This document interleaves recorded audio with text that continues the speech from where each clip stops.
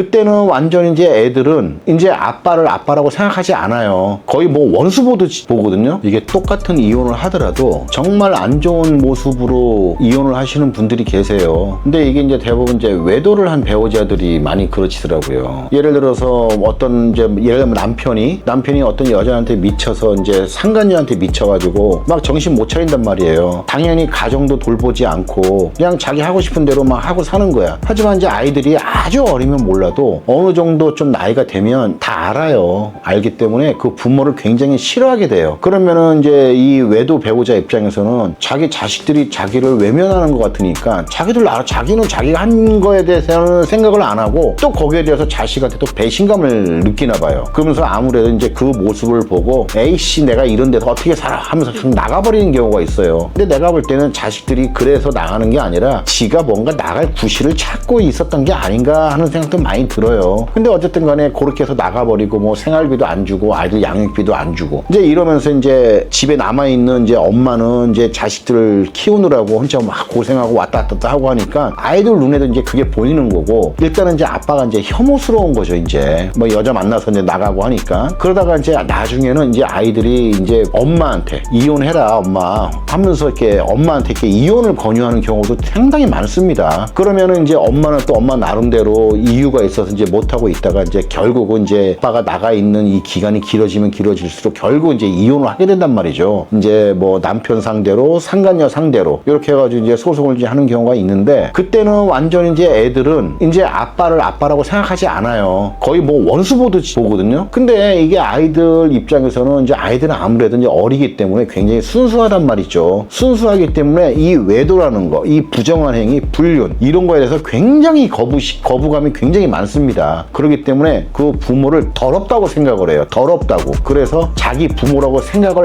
안 하려고 많이 노력도 하고 그리고 실제로 자기 부모라고 생각을 하지 않는 사람들도 아이들도 굉장히 많아요. 이런 상태에서 딱 이혼이 되면요. 저 나간 남편은 이제 아이들하고는 이제 앞으로 얼굴 보며 밥 한 끼 먹을 기회도 없어진 거예요. 없는 거예요, 이제. 왜냐면 이제는 자식들하고까지도 이제 이혼을 한 게 돼버리니까. 이런 분들이 의외로 많아요. 그래서 왜 저분들은 이런 상황이 될 것 같은데 왜 꼭 이런 상황까지 만들려고 저렇게 자초를 할까라는 생각들이 많이 들어요. 그래서 비록 자기가 외도를 했고 아이들이 거부감을 일으킨다 하더라도 자꾸 자기가 계속 아이들한테 사과를 하고 그 나름대로의 그 자리에서 노력을 하면 그래도 이 천륜이잖아요. 천륜. 그래서 자식들도 언젠가는 또 그 부모를 이해하고 용서하고 이러면서 또 원상태로 돌아갈 수는 없겠지만 그래도 또 잘 지낼 수가 있는데 이걸 포기하고 자기가 그냥 상간녀한테 빠져가지고 그냥 나가서 살아버리는 거지. 그리고 이제 이들은 이제 이혼을 하고 나서도 이 아이들은 아빠를 만나려고 하지 않습니다. 예를 들어서 뭐 아빠가 뭐 집에 제사가 있어서 애들한테 오라고 한단 말이에요. 근데 애들은 안 가요. 이제 가면은 이제 상간녀가 있거든. 아니면은 이제 상간녀가 없다 하더라도 일단 아빠에 대한 거부감이 굉장히 강하기 때문에 일단은 아빠를 목적으로 이렇게 만나러 가는 생각 자체를 안 해요. 이러한 경우면은 이제 아빠는 이제 더 이제 아이들이 이제 괘씸해지겠죠. 또 나름대로는 자기 잘못한 건 생각 안 하고 이러다 보면 점점 더 서로가 사이가 안 좋아지고 이러는 과정에서 아이들이 이제 성년이 되면은 이제 양육비를 더 아빠가 지급을 해야 될 의무가 없어지잖아요. 하지만 다들 아시다시피 우리 아이들이 성년이 됐다고 그래가지고 이 경제적인 능력이 막 생겨나는 게 아니에요. 성년이 막 된 아이들, 학생들 얘네들은 미성년자나 마찬가지예요. 사실 경제적 무능력자들이에요. 그런데 그냥 아빠는 마치 기다렸다는 듯이 그냥 바로 그냥 양육비 다 끊어버리고 이제 남처럼 살아버리는 거지. 그때도 이제 아빠는 어떻게 보면 오기로 그런 걸 수도 있어요. 니들이 나한테 그랬으니까 나도 그러겠다라는 이런 마음. 하지만 이게 끝이란 말이에요. 이제 이들의 관계가 끝나버리는 거예요. 이 관계가. 그래서 아이들은 정말로 우리 부모들이 보호를 해야 될 대상들이란 말이에요. 이 아이들이 성년이 됐다 하더라도 아이들은 여전히 무능력자들이에요.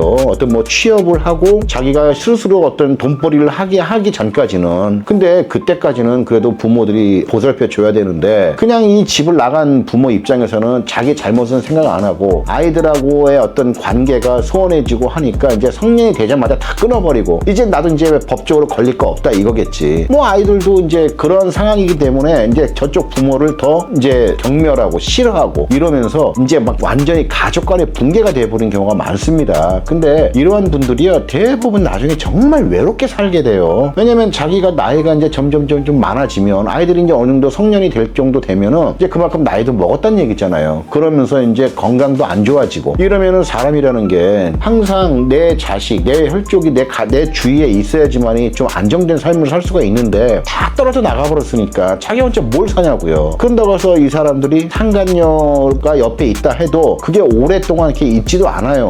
그렇기 때문에 이런 부분들이 있어서 항상 결국 혼자 됩니다. 혼자 남아서 자기가 아파도 진짜 어디 뭐 동네 약국 가서 약 사다 줄 사람도 없고 죽 한번 사다 주는 사람도 없고 정말 외롭게 삽니다. 그러니까 이러한 것들을 많이 생각을 하셔가지고 정말 자신이 외도를 했다면 그리고 아이들이 경멸을 한다면 그래도 아이들한테도 진짜 사과하셔야 돼요. 사과하시고 비록 배우자한테 용서를 받지 못해서 이혼을 할 때 할지언정 부모로서의 노력은 계속 끝까지 하셔야 됩니다. 그래야지만이 나중에 정말 비참하게 살지 않아요. 끝.